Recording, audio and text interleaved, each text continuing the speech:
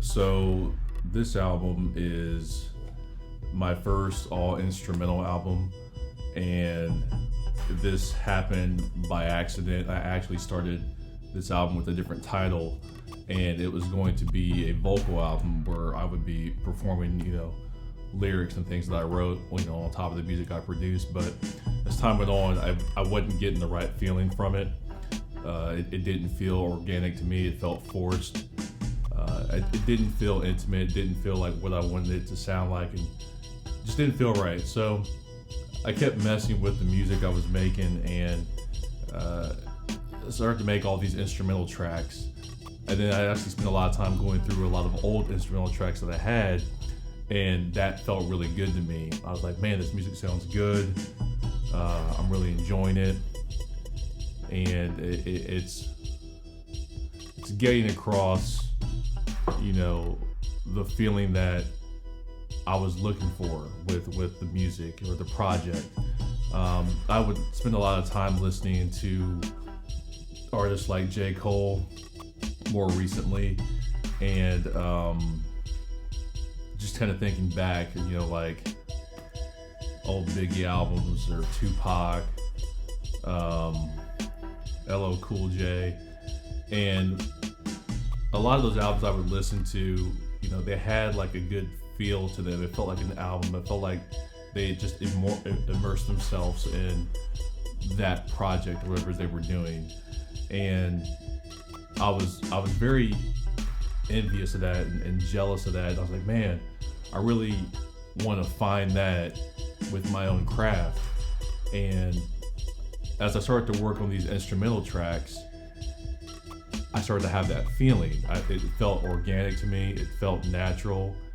It felt like I was finding my voice, which is funny because I wasn't saying anything. It's just music. And for the longest time, actually, let me jump back to when I started producing music. My parents' house back in Columbus, Ohio, I turned like this pantry we had into a little makeshift studio. And I would just go in there, and I spent years in there just pounding away on this board here, just making music. And my mom would, whenever I would get done, I would run into her. She would say, hey, she would say that she could tell what kind of mood I was in based on what kind of music I was making. And she was like, you're speaking through the music, and you're conveying your feelings and emotions, whatever you're going through. And since that time, which was years ago, a long time ago, I've been doing this since I was 18. I don't know, I felt like I've kind of forgotten about that, and I just kind of took making the music for granted and didn't realize, what I was doing, which was finding my voice in the music.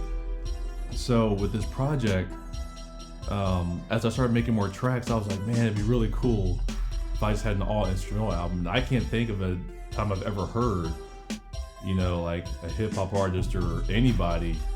I don't listen to a lot of jazz, and I know jazz is typically that way. I listen to a lot of movie soundtracks. I'm a big movie buff. Comic books, and comic book films and stuff like that too, but I really am a big fan of film and film music and film sound. And I've never heard that kind of album released kind of in a, like in a commercial setting. And I'm sure somebody's done before, but what I'm trying to do here. So I guess what I'm trying to say is I'm really excited about what I've done, and I feel like I found my voice in this instrumental album. And the saying kept coming to me where I would say the best way for me to describe how I feel, or sometimes the best way to describe how I feel, is with no words at all. And I feel like I've done that with this album. I got 14 tracks on there that for me cover a range of topics and things I was feeling at the time they were being made. And some of these tracks are like, 12 years in the making. You know, I like some of the older ones that I came across as I was working on them.